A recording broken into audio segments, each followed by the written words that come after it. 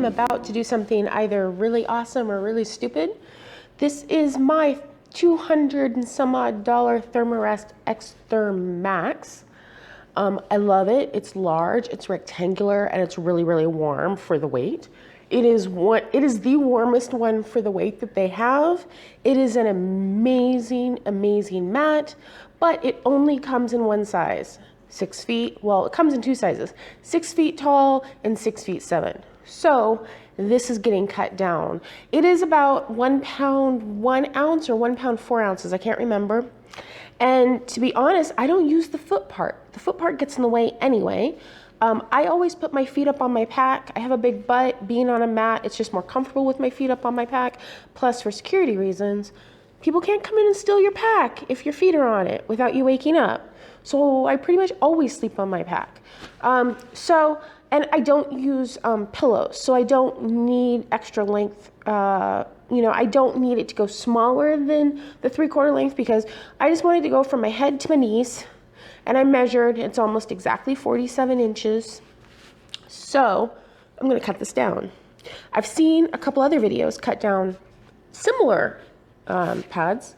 This one's a little different because the bottom material and the top material are not the same nylon. But I found one person online who cut down an Xtherm and said it worked. So, wish me luck. So this is everything I need in order to cut down my pad. I have my pad. I have a long ruler, which goes to 47 inches, which is as long as I'm going to cut it. I have an iron, which is what I'm going to use to seal the material. I have scissors, and I have a pen. As you can see, the material is different from the bottom and the top, but I have heard from at least one person that it still seals the same. I also, what you can't see on camera is I filled the tub part way with water so I can fill it and submerge it partially and look for leaks when I'm all done. This thing is 6 feet long.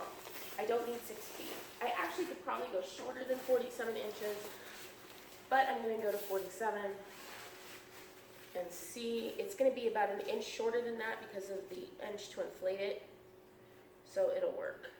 And I'm going to cut it on a baffle line.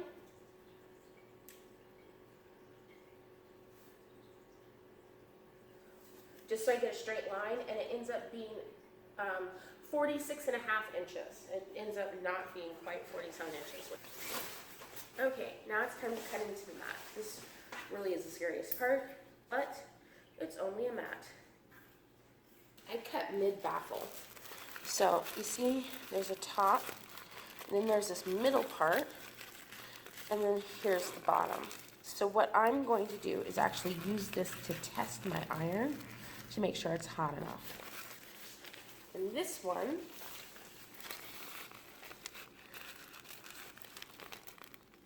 I may actually cut it to the end of this baffle because there isn't that much room.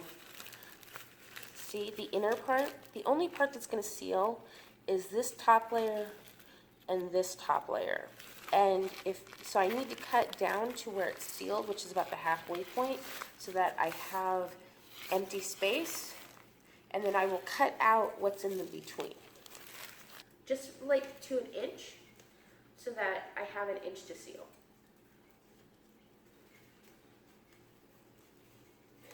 So I cut out the big layer down the middle, and now I'm looking at a layer here and a layer here that have been sealed at the baffle line. No, I'm going to cut to that baffle line. That makes the most sense. That'll free it up, and then I'll be able to cut off about an inch of that material.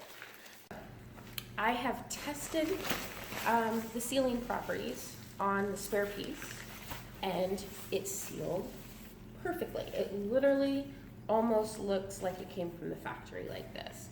Here we are. Here's my now 45-inch pad, which when I put my head, it's just above my knees. If I were to use a pillow, which I don't usually, it would be just below my knees. I am going to seal this bottom.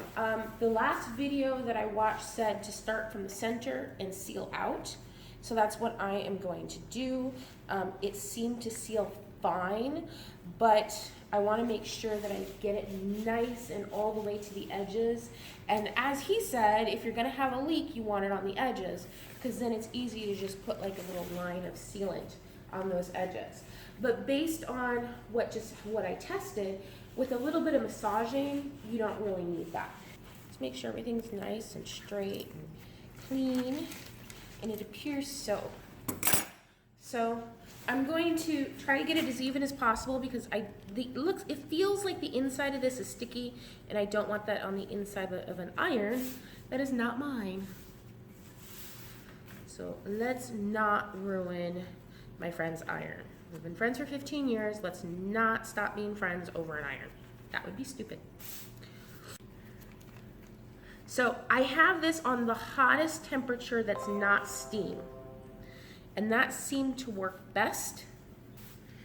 And the first thing I'm gonna do is I'm just gonna tap the center, and it'll kind of act like a pin. It'll keep everything where I want it. Let's tap there. The good thing I just found out is that if you mess up a little bit and you only tap it first, you can kind of move stuff around a little bit, which is awesome. Okay, here we go. Just to get the sealing started. Now, one side I'm not having any buckling, the other side I am getting some buckling, so I'm just going to massage it until I can get it to close. Okay, so I sealed the middle end going towards the edges. This one edge bothers me because I can see through the material that I cut more out of the middle on this part than I did here. Here there's a little bit of material. So I'm a little worried that there's less space that's sealed. So on this side, you can see that the inner material I cut down to here, which makes it so that I have a full 1/2 inch of sealed area. When I get down to here, you can see I did not cut it as deep. There's material all the way up to here, so it is only sealing this part right here. And that makes me nervous. Now, since I have extra space, I'm going to cut that down and try it again and just make it a little shorter. I mean, I probably am fine, but that just makes me nervous. That just really just makes me nervous. I want to know that I've got a full 1/2 inch of sealed material so that when I blow this up and I lay down on it, I am going to wake up on the pad and not on the ground. What I did was I trimmed off a little bit more, and then I went inside and I was a little bit cleaner about cutting out the inside portion, because anything that's left inside will prevent it from sealing. And I cut it down to, there's an internal baffle. So there's the baffles that you see here, and then about halfway down, the inside material makes its own baffle. And I cut it to that point. I wanted to leave that last baffle intact. And now I have a good inch of material that can be sealed at the bottom of this mat. So what I'm doing is I'm making it nice and flat with my hand, and I'm holding an area to tap it, just to get it started so that I have like a tack. Obviously, I have folded it so it stops sliding off, but do not have it underneath the hot part, or else you will seal stuff you don't want to seal. Now, factory seal, the way it's factory sealed is through heat. So this, if I do it right, it should be just as good as the factory seal, but I will no longer have a warranty. If you cut down your Xtherm, you are giving up your warranty. So if you do that, just be aware. I would do this on an older one. I've only used this once, but I'm stupid that way. I like taking huge risks that I feel comfortable with, and I don't mind. It's either this or buy a new one that is shorter. And if I sell it, I'm not gonna get out of it what I paid, and if I buy a new one, in order to get a shorter one, it's not gonna be as warm as this one. This is much better. I now have a full inch of sealed material on both sides of this pack.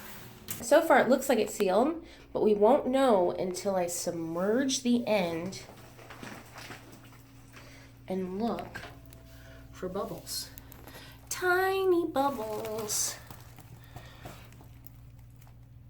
So now I have submerged the whole end and I am checking for bubbles. There are no bubbles. No bubbles, no bubbles. Now let's measure it and see how long my pack is after all that mess. So when you inflate these mats, they actually get shorter, and because I cut off more than I expected, I want to see how long my mat actually is. So let's measure. My mat is now 42 inches long. So if you are certain you want your mat to be a certain length, make sure you give yourself a couple extra baffles in order to make mistakes. But I'm going to call this a ginormous success. Until next time, ciao.